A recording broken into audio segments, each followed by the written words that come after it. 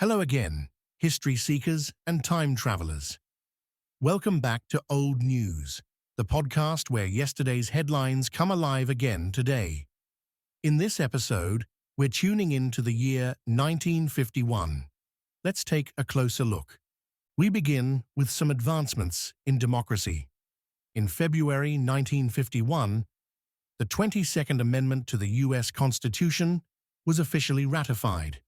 It limited presidents to 2 terms in office, a direct response to Franklin D. Roosevelt's unprecedented 4 elections. While many admired FDR's leadership during the Great Depression and World War II, lawmakers worried about the dangers of long-term executive power. The amendment ensured that no future president could hold office indefinitely, adding a new check in America's carefully balanced system of government. Next, we move to the Korean War, which had become a grinding, bloody stalemate. After the dramatic North Korean invasion in 1950 and the stunning amphibious landing at Incheon by US and UN forces, the tides of war kept shifting. Chinese troops poured across the Yalu River late that year, pushing UN forces back below the 38th parallel. In 51, brutal fighting centered around hills and trenches with names like Bloody Ridge and Heartbreak Ridge. It was World War I-style warfare in a more advanced age. And at the center of a political firestorm was General Douglas MacArthur, the larger-than-life commander of UN forces. When MacArthur openly criticized President Harry Truman's strategy of limited war, advocating instead for bombing Chinese territory and even using nuclear weapons, Truman made a bold move. On April 11, 1951, he relieved MacArthur of his command, citing insubordination. The decision rocked the nation. Some hailed it as a defense of civilian control over the military. Others saw it as a disgrace to a war hero. MacArthur returned to the U.S. to a hero's welcome and delivered a famous televised address to Congress, ending with the line, "Old soldiers never die, they just fade away." In September, 2 major agreements reshaped the Pacific Order. The ANZUS Treaty, creating a military alliance between Australia, New Zealand, and the US, and the San Francisco Peace Treaty, which formally ended World War II hostilities with Japan, restored its sovereignty, and solidified the US-Japan security partnership. And later this year, Libya became the first country to gain independence under the supervision of the United Nations. After decades of Italian colonization, the UN helped guide the territory towards self-rule, uniting 3 historically distinct regions, Cyrenaica, Tripolitania, and Fezzan.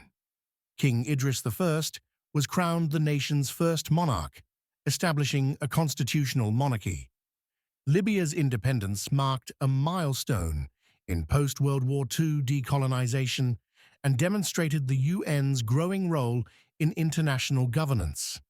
On the home front, the Great Flood of 1951 devastated Kansas and Missouri after weeks of record-breaking rainfall saturated the soil and caused rivers, including the Kansas, Missouri, and Marais des Cygnes, to overflow.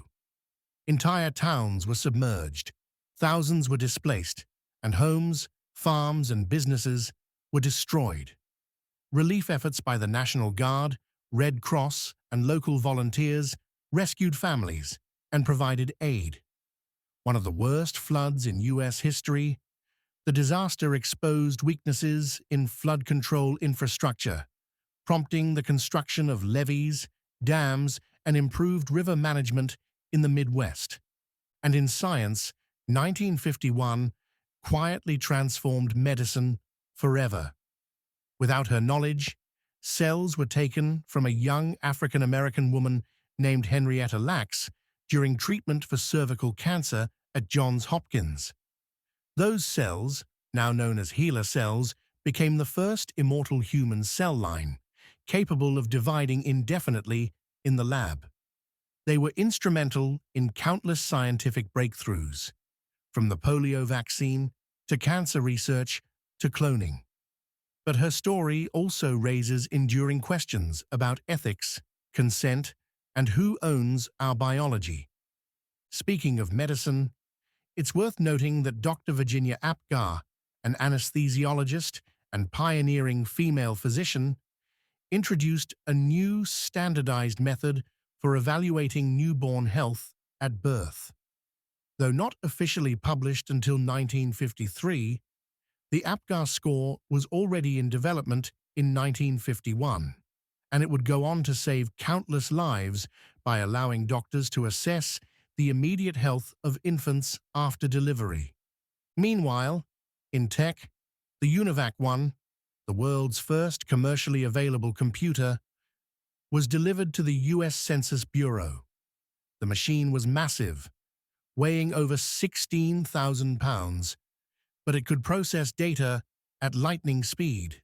For the time, it was a key milestone in the dawning age of information. Nuclear power research also took a historic leap forward when the experimental breeder reactor 1 in Arco, Idaho, became the first nuclear reactor to generate electricity.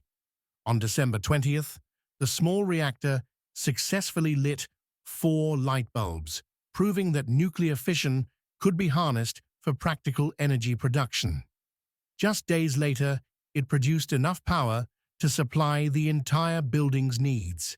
This breakthrough demonstrated the potential of peaceful nuclear energy, offering hope for a future of abundant electricity and marking the beginning of civilian nuclear power development. It also highlighted America's scientific leadership during the early Cold War, when atomic research carried both military and civilian significance. That energy would become increasingly important as American households were changing. Television was exploding in popularity, with more than 12 million sets now in homes across the country. That year, I Love Lucy premiered on CBS. With its 3-camera setup, live audience, and slapstick charm, it broke new ground and quickly became a sensation. Viewers couldn't get enough of Lucy's antics, and the show would go on to become one of the most beloved and influential sitcoms of all time. In literature, J.D. Salinger published The Catcher in the Rye, introducing the world to Holden Caulfield, a disillusioned teenager with a disdain for phonies and a deep yearning for innocence. The book was instantly controversial, banned in some schools, beloved in others, but it struck a chord with a generation of post-war youth navigating a changing world. Holden became the voice of adolescent angst long before the term teenager had fully taken hold.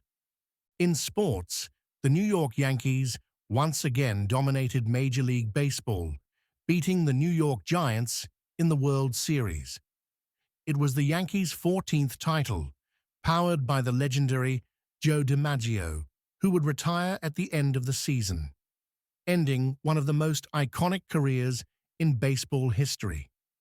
A new generation of stars, like Willie Mays, who debuted earlier in the year, were just beginning their rise. And the first Pan American Games were held in Buenos Aires, Argentina, from February 25th to March 9th. This inaugural event featured 2,500 athletes from 14 countries, competing in 18 sports. The Games were organized by the Pan American Sports Organization, PASO, and were conceived to promote unity and friendly competition among nations in the Americas. From war to science, politics to pop culture, 1951 reminds us why understanding history matters. You've been listening to Old News, a year in review. In the words of Winston Churchill, those that fail to learn from history are doomed to repeat it. Stick around. There's plenty more where this came from.